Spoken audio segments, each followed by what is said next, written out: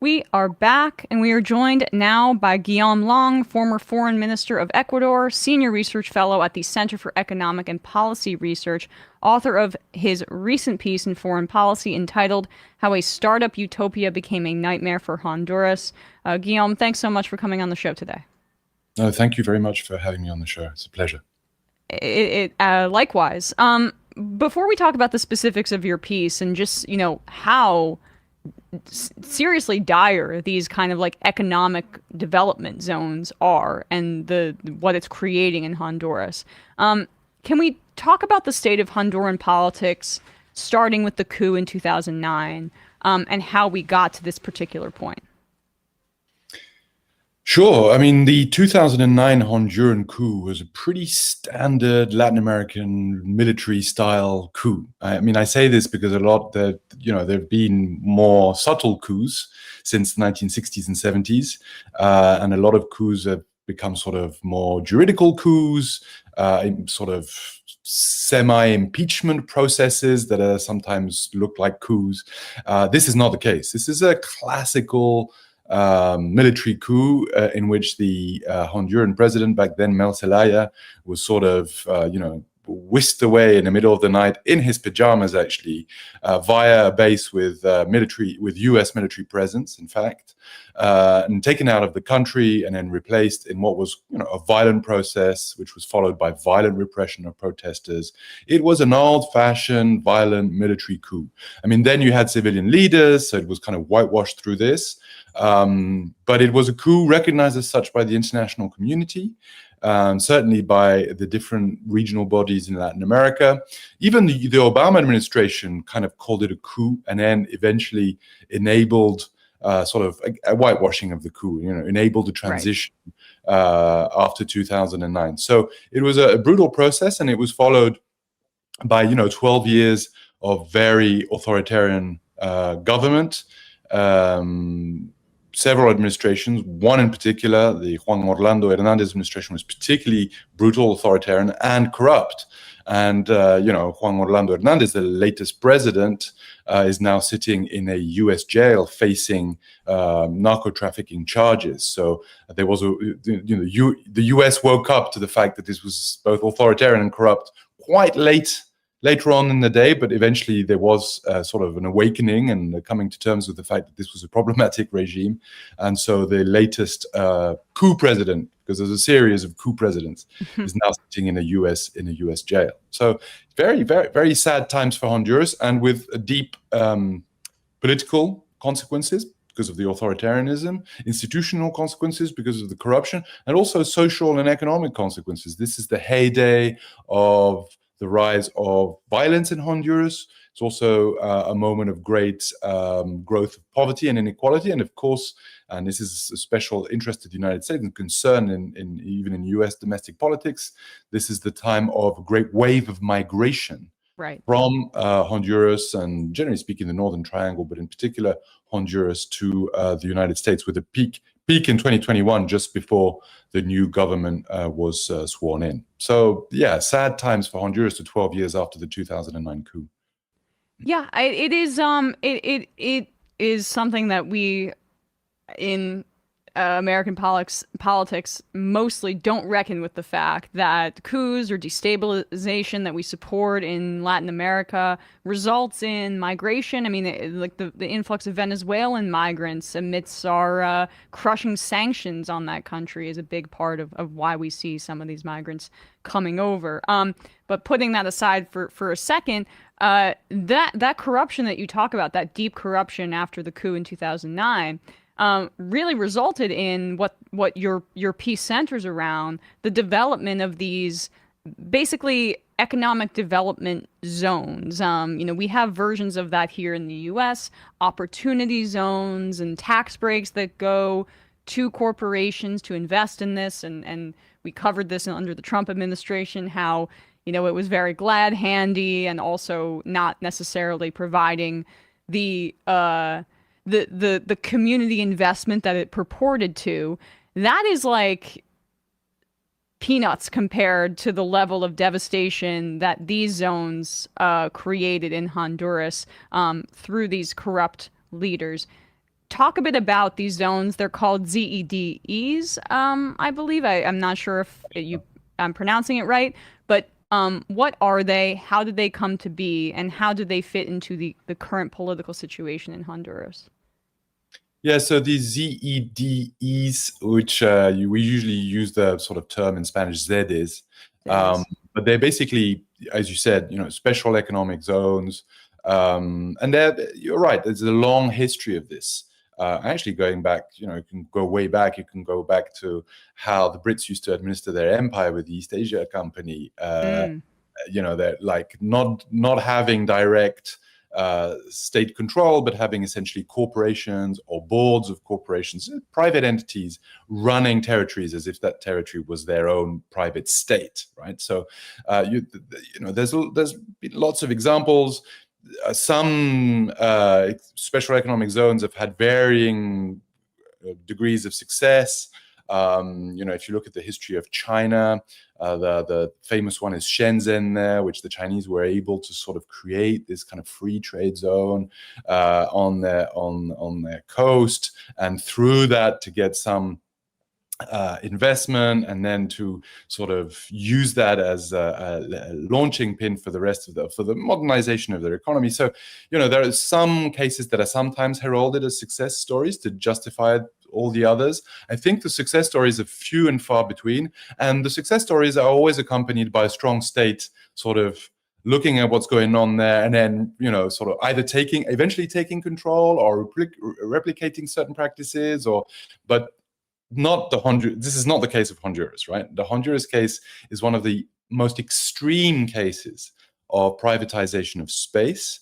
So not just a tax-free zone, but an area in which corporations basically have absolute autonomy. So much so that they have their own courts, they have their own security services, they have basically their own sovereignty over a chunk of territory, which the Honduran state then cannot sort of meddle in or exert any type of sovereignty in. And I think most scholars who study these free ports, free trade zones that have different names around the world, sort of recognize that the Honduran ZD is the most, fundamentalist expression of this. wow. Now, how did it come about? Well, it came about exactly because of the level of corruption that was, tolerated, and I would say encouraged by some large corporations after the coup. So after the coup, a number of corporations approached the Honduran state, and there are some negotiations in order to create these ZDs. The first attempt is barred by the Honduran Constitutional Court, which says, wait a minute, this is taking away, territory from Honduran jurisdiction. This is unconstitutional. We cannot have that. So eventually, one of the coup governments gets rid of the Constitutional Court, which stands in the way, and replaces the Constitutional Court by another Constitutional Court with all sorts of judges that are friendly to this process of privatizing Honduran land and giving away to these corporations, the ZDs.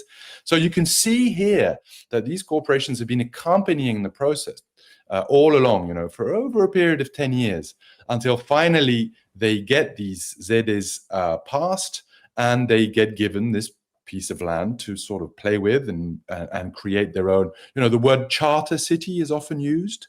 A city which they can basically run. And a lot of these investors are sort of Silicon Valley libertarians. I mean, this is kind of a little bit of a simplification, but I think it really embodies the kind of investors that you're seeing, who have this kind of dream of charter cities. Startup cities are often words that are also used, in which they're not going to be hampered by state or regulations or taxes or anything like that, and they're basically going to be able to run these private cities for the benefit of their investors, of course, but with a certain utopia in mind, right? The idea is to really show the world that the state is the problem, and that if you have these shining cities that are run by these corporations, it's going to create wealth. And there are a few other cities like that. I mean, a few Bitcoin cities as well in El Salvador and Right.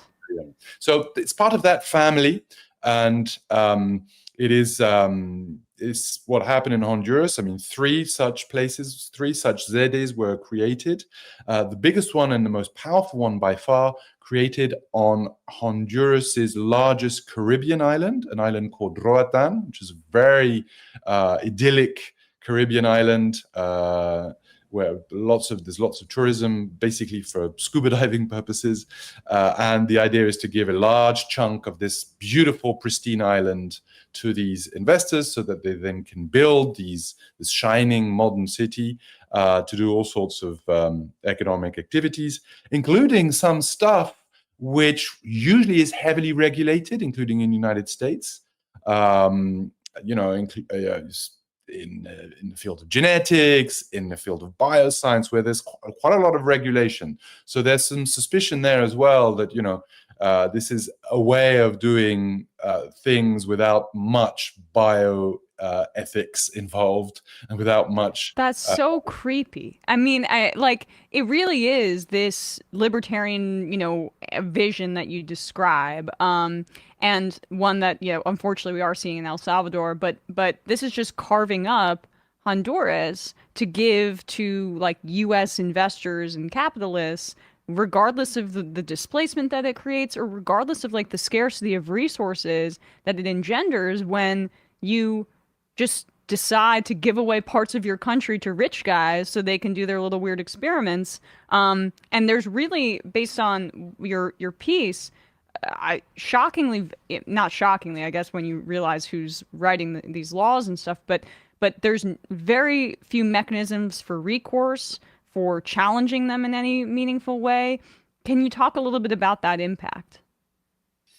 Yeah, I mean, in Honduran law, basically, I mean, it means the state of Honduras does not have a say on a aspect of on a key part of its territory, right? It's basically a complete loss of sovereignty on behalf of the Honduran state. It almost amounts to saying that this chunk of territory isn't Honduras anymore, right? I mean, it's pretty serious. I mean, there's a real sort of colonial dimension or neo-colonial dimension to this. Right? And so it's unsurprising that, first several Honduran institutions, I mean, I just mentioned the Constitutional Court said, no, this is not okay. And then they were sort of pushed out. And then you've had a lot of civil society organizations.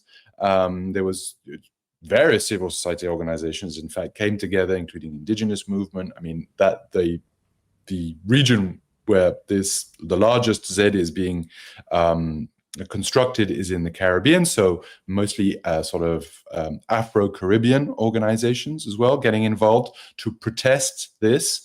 And, typically also and arrogantly, the corporation arriving on the land that it's been adjudicated, it's been basically given to create this new state, and then also starting to have a conflictive relationship with the local inhabitants, right? Local inhabitants first being told there's going to be a big sort of touristic resort built on their land, and then little by little they realize that the land's being gated, the land's being privatized, social services are now being privatized. There was a big problem with access to water.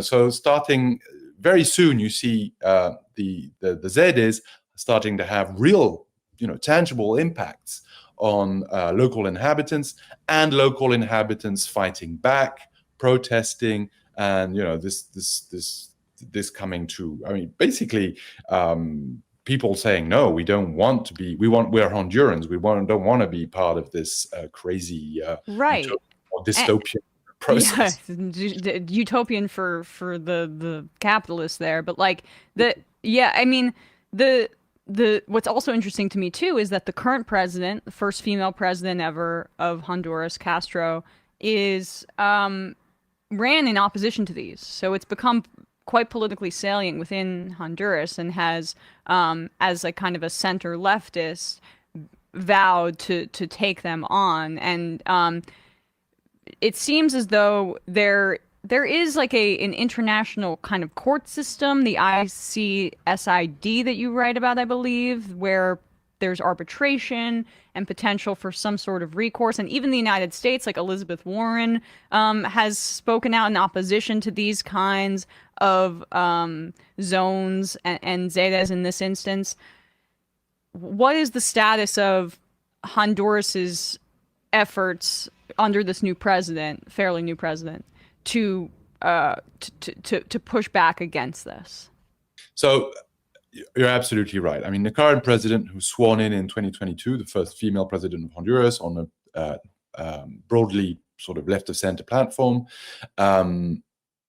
campaigned in 2021 against these ZEDs. I mean, the no to the ZEDs, literally, that was the slogan, was featured quite prominently in her campaign, right? So when she arrived in power, she said, okay, now we're going to dismantle these ZEDs. First of all, they were unconstitutional and corrupt and all these things we just discussed. And secondly, this was a key message in my campaign, and therefore people have voted for this, and we're going to dismantle this. And surprisingly, Congress voted unanimously in favor of repealing the ZEDs law. Even opposition parties, some of them had actually been in favor of the ZEDs, I think started coming to terms that this was unacceptable, that the Honduran electorate had voted massively against this, that this was extremely unpopular. And in her, let's say, early months in power, in the honeymoon period, she got this unanimous parliamentary vote against the ZEDs and repealed the law. But the investors have said what you've just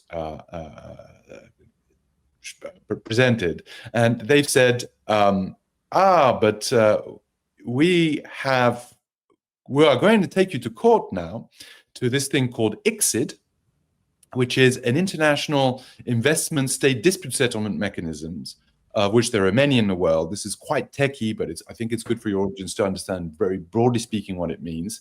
These are arbitration mechanisms when a state and a corporation have a dispute. So when states and investors have disputes, there are treaties that are signed between states that these disputes are not settled in the courts of the countries where the investment happens. This was one of the big things of the sort of neoliberal heyday of the 80s and 90s, I would say, of the Washington Consensus. We often talk a lot about, the privatization, the rolling back the state, the putting an end to the large state. But one of the things, and free trade agreements and all these things, people, I think, and deregulation, people understand this. But what sometimes people don't understand, this came hand in hand with investment state dispute settlement mechanism, what is often called, it's very jargony, but it's called ISDS, right? Investment state dispute settlement mechanism. And these are basically treaties that were signed particularly between states, developing countries in the global south, and countries like the United States or European, but also the Chinese and so on.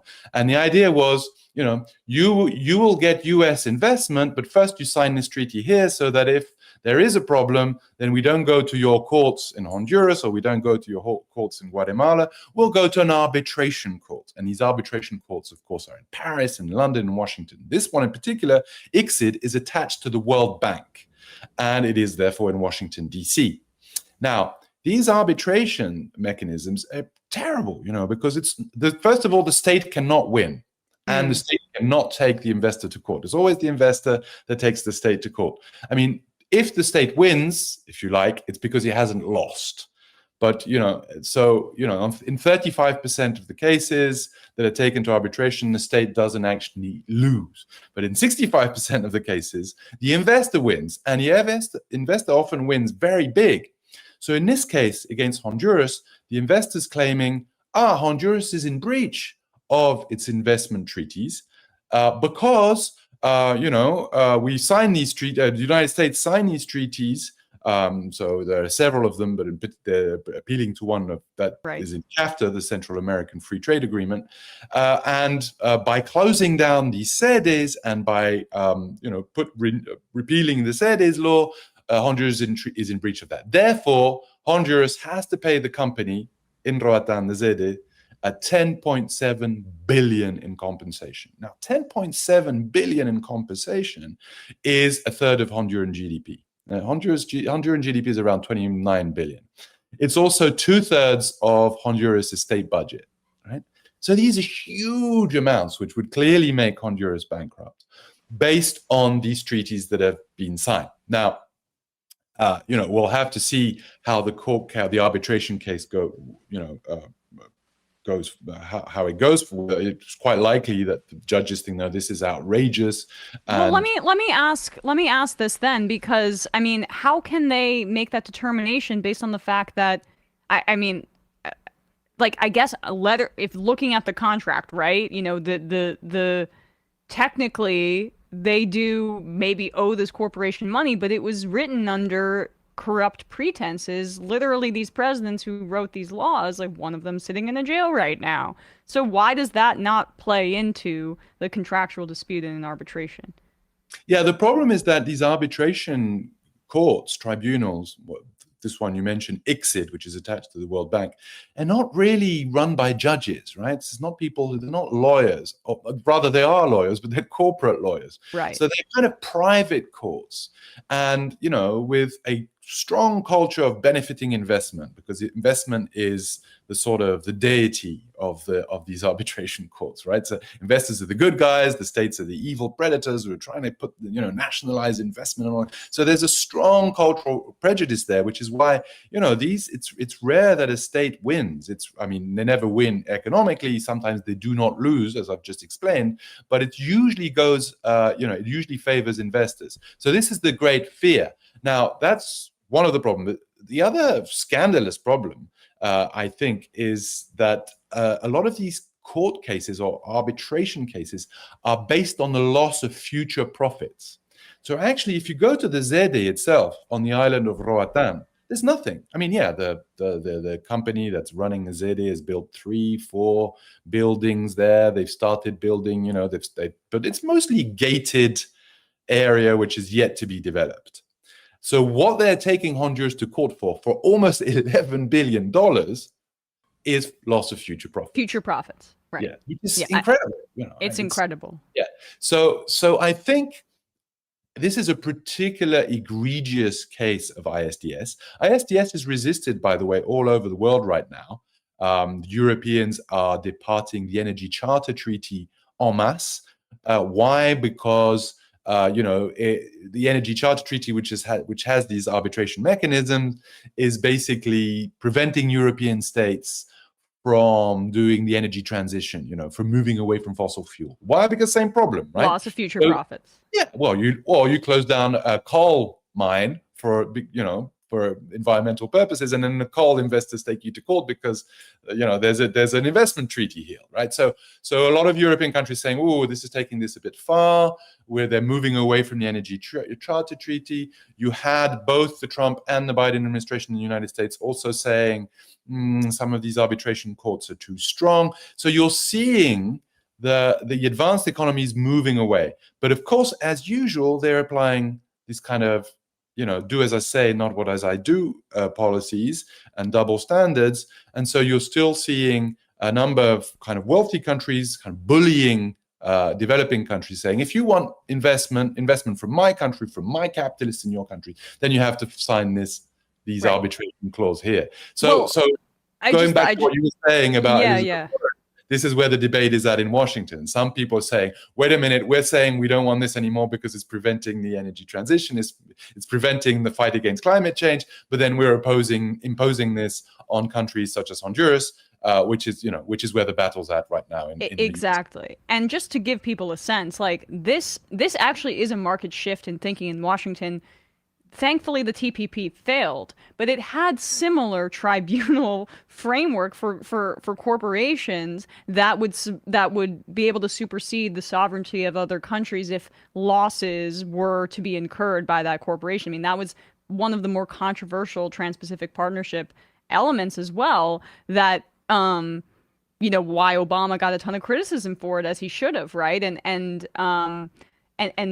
now there is at least a small, I think, shift in the thinking, because it's like wait, we have handed way too much power to these capitalists, and the fact that they're superseding national sovereignty, now that it's coming back to bite maybe bigger players in Europe and white people in the ass, then now we have a problem with it, essentially. Yeah, I think that's absolutely right. I mean, it started, actually it was the global south that did start it, so we should give them credit. The South Africans were the first, then India, then Indonesia, then Ecuador, then Venezuela. Several countries in the global south start saying, well, we're leaving our, there are various mechanisms, but the most common ones are bilateral investment treaties. So treaties between two countries that agree that if there's investment, we won't go to the courts of either country, we'll go to these arbitration courts. So a number of countries doing that. But then you're right, it did start, the EU was a big one, right? Because incredibly, the EU is still today the most regulated space on earth, right? So it's still the place on the world where you have the most amount of labor regulations and environmental regulations and so on and so forth, right? So incredibly, you started having cases of EU states being taken to court in Washington, D.C., in ICSID, this World Bank tribunal, by investors. So there was a famous case with Bulgaria, an EU country, being taken to court in Washington simply for upholding European law, right? European labor law, European environmental law, but because there was a bilateral investment treaty with the United States, the investors was able to say, I don't care whether there's a law. It's not my problem. My problem is you've changed the conditions of the contract.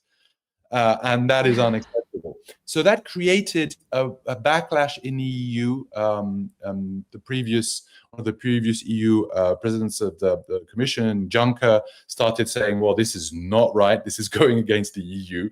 And we are at a place. We are in a stage now where there are a number of sort of almost right-wing politicians that are saying this is not great.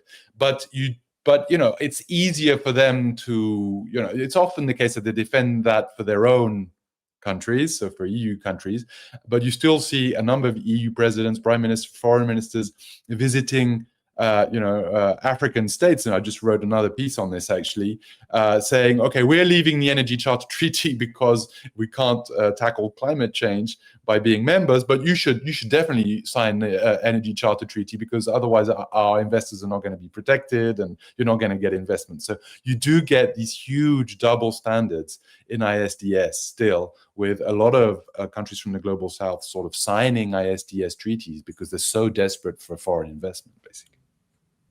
Well, this is a fascinating topic and one that, needs more coverage. So I would encourage everybody to read the full piece in Foreign Policy entitled How a Startup Utopia Became a Nightmare for Honduras. We will put a link to it wherever folks are listening or watching this, and at majority.fm. Guillaume, thanks so much for your time today. Really appreciate it. My pleasure. Thank you very much. Thank you.